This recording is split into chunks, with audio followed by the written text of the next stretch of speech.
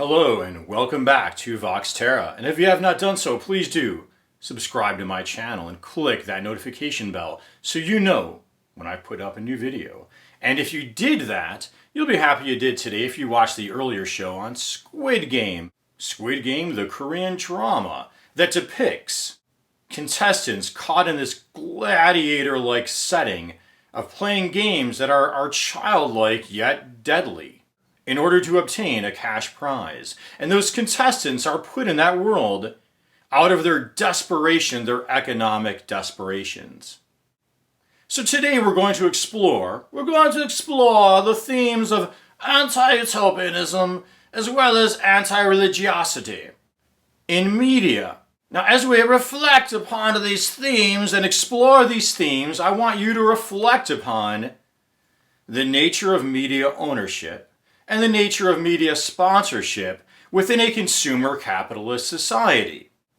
Who are the funders, or to reference Squid Game, the VIPs of media? Now, I won't spoil the overall larger plot and storyline, but to make this critique, I'm going to have to spoil a little bit a couple scenes and a couple characters, but not the main gist. That's your warning. So there was a doctor, a contestant in the Squid Game, who signed up for the Squid Games, these murderous games, apparently out of desperation because he was convicted of malpractice and presumably couldn't practice medicine any longer. So there he was, involved in well, let's call it it's a ring, I can't really call it a criminal ring because the whole Squid Game is a criminal enterprise, but it's an unauthorized enterprise within the criminal enterprise where this doctor teamed up with this contestant doctor teamed up with some of the overseers, let's call them, or soldiers or enforcers of the Squid Game, some of them, secretly, to run a very disturbing organ harvesting ring. Now, eventually the doctor was busted, as were his cohorts who were part of the overall criminal enterprise. Now, further background, the reason the doctor was cooperating with these and the reason why was cooperating with these overseers, let's call them, is because these overseers were giving the doctor some knowledge of what game would be played next. And the overseers, of course, were able to profit from this sale of harvested organs.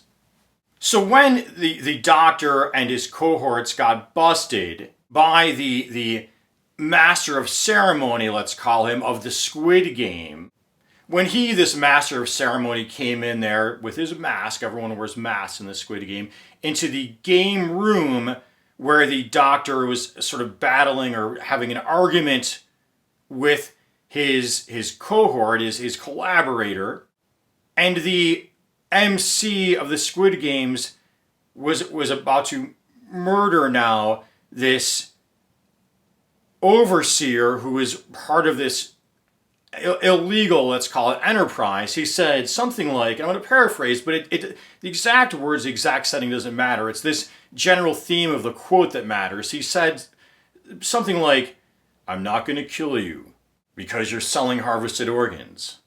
I'm going to kill you because you violated the ideological purity of the game. And here we are all equal. All of the contestants are equals, given the chance they weren't given in the outside world."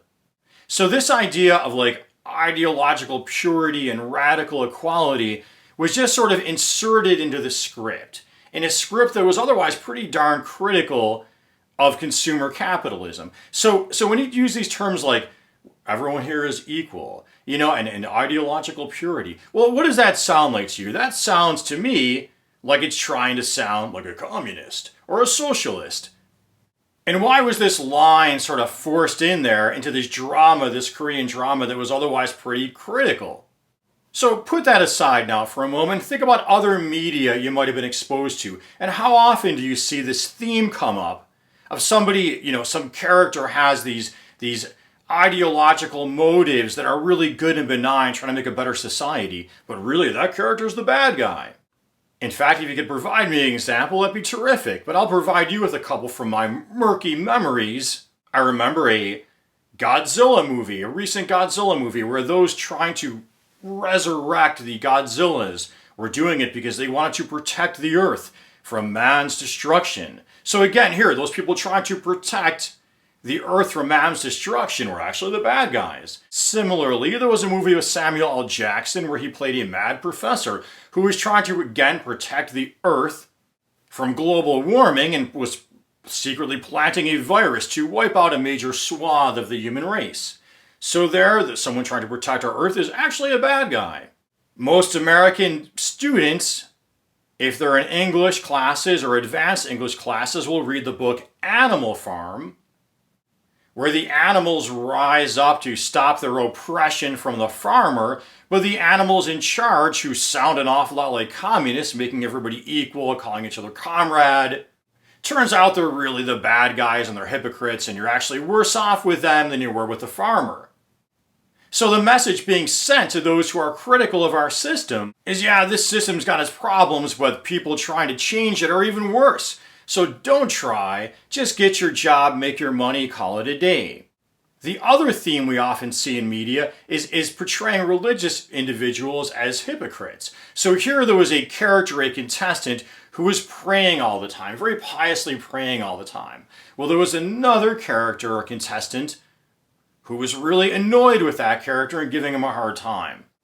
Well, as the show progressed, that religious character turned out to be more and more brutal, exposing his hypocrisy, and we find out the character who was really annoyed with him had some type of a terrible incident with her preacher father that soured her on Christians in this case.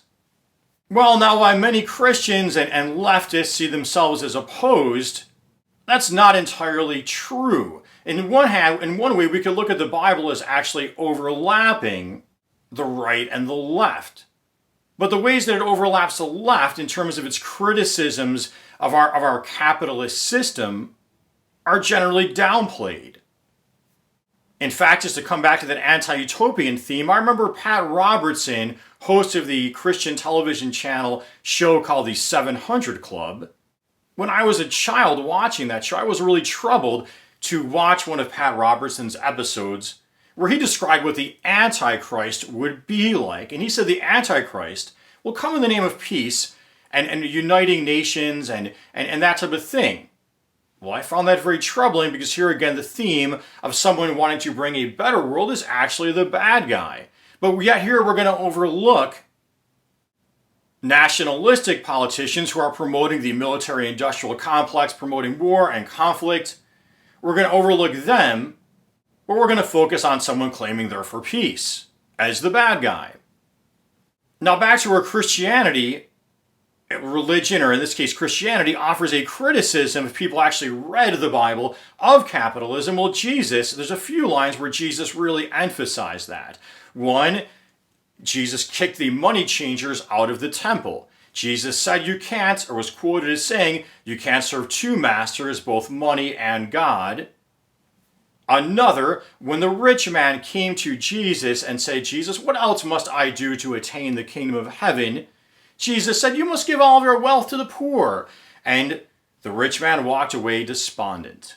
Now, while most opponents and proponents of the Bible probably don't really read it, if they did, they would see it too, well, like the left or like socialists at least, it's critical of this regime we're under, of this constant churning consumer capitalism. So first we're told people who sound like socialists or sound like communists are the bad guys, don't listen to them. Rather than saying, hey, they got their bad points, here's what's bad about them, but we do need to criticize this system, don't we?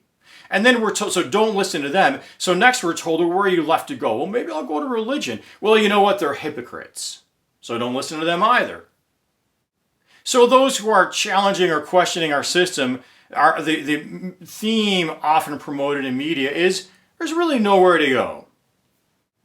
And is a great critique and informative as Squid Game was, although I'm not advising you watch this horribly disturbing, violent drama if you didn't, but as interesting of a critique as it was of consumer capitalism, notice it still inserted those themes critical of the very people who might want to question this system.